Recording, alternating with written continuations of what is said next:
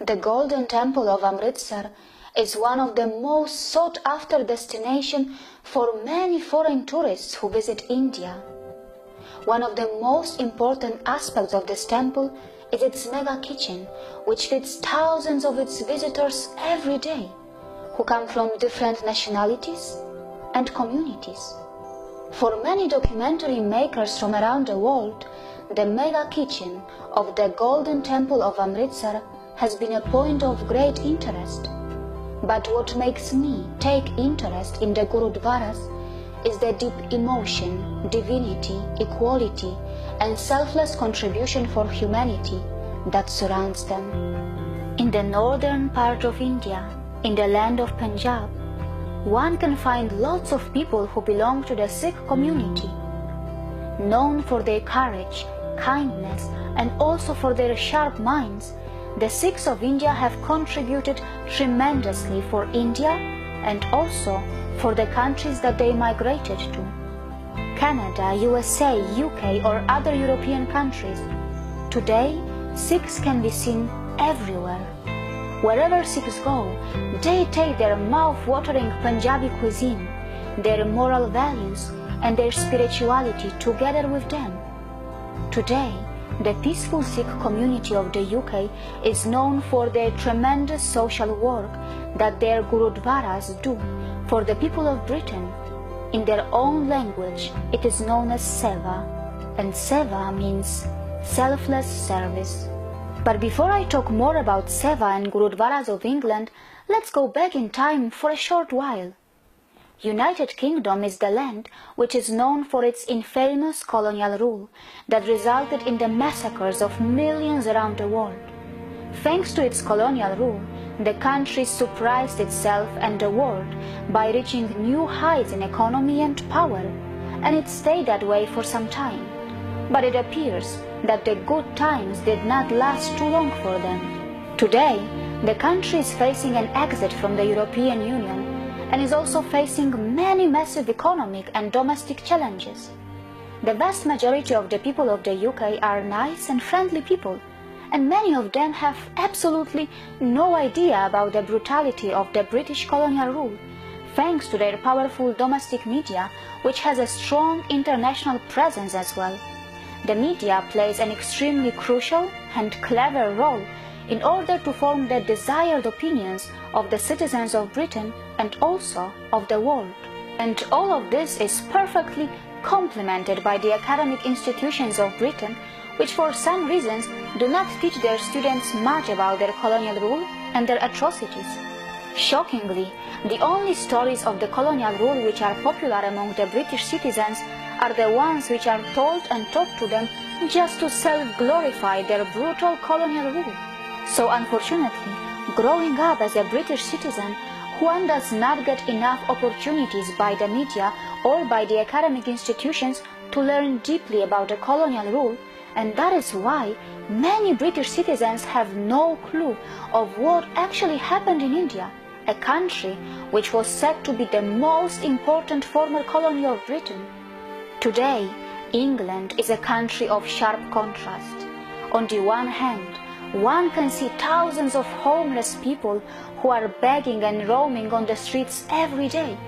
And on the other hand, one can see the posh colleges and academic institutions where perhaps only the children of the elites can afford to study.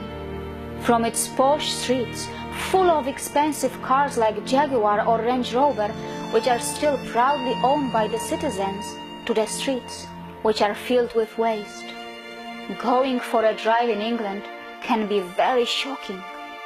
In England, one can see the priceless wealth that was acquired from its former colonies adding glitter to its museum galleries, and also one can see the citizens who still have to go to bed hungry. And that is why the biggest question which comes to one's mind is why there is such a wealth inequality in this country, which most of us around the world consider as a rich and a developed country. What could be the possible reasons for it? Is it because the acquired wealth was never evenly distributed, or are there some other reasons behind it? You will be shocked to know that today, in a small country like the UK, which has a population of only around 65 million, around 8.4 million people do not have sufficient food to eat. And shockingly, this is around 13% of the entire population of the UK. Out of this 8.4 million people, 4.7 million people live in severely food insecure homes, which means that they are regularly going to bed hungry. As the UK struggles with hunger and also with wealth disparity, the Sikh Gurudwaras of the UK are a blessing for some citizens. It is important to note that these Gurudwaras are actually also a religious worship place for the very people whose ancestral land India was once colonized under the British Empire. Today, in Gurudwaras of the UK, anyone can eat a healthy full meal for free, every day and at any time of the day. And the best thing is that no one in these Gurudwaras attempts to lure any visitor to their religion or even indirectly attempts to convert anyone to their faith. If you go to South Hall, for instance, or some of the big Gurudwaras, you'll see a lot of non-Sikhs coming just in. All they do is cover their head, go and take langar and go away. Nobody asks them. And we don't have this concept of giving a chapati with one hand and a book with the other hand. So you come in, you're not under any pressure that you have to understand Sikhi or understand about the Sikhs or the Gurus. You want to take langar, you take it. You want to be part of the community taking langar, take it. And just, that is it. And when we donate money to the Gurdwara, we don't specify who should get that langar, who should not get that langar. In the Golden Temple, say Harmandar Sahib, the langar, 70% of the people who take langar are non-Sikhs, and nobody asks them to first go to the Harmandar Sahib. Nobody asks them to become Sikhs first. You just go in, take it. Every half an hour there's another 1,000 people eating, and if you go to on an average day, anything between 20 and 30,000 people eat. On big days, something around 50 to 60,000 people eat in Darbar Sahib every day. And as I said, the majority of them are non-Sikhs. That's the beauty of the langar, really. And wherever the Sikhs have been, go and set up a Gurdwara, they set up a langar. And it brings all of humanity into sort of one community. Who could have thought a few decades earlier, when many Sikh families were mercilessly massacred by the colonizers British in Jallianwala Bagh of Amritsar in India, that only after a few decades these very Sikhs would be feeding the poor and hungry of their own country? Who could have thought that decades later the dharmic traditions of India would be performing selfless service in the land of their ex-colonizers without having any intention to convert or lure the vulnerable souls?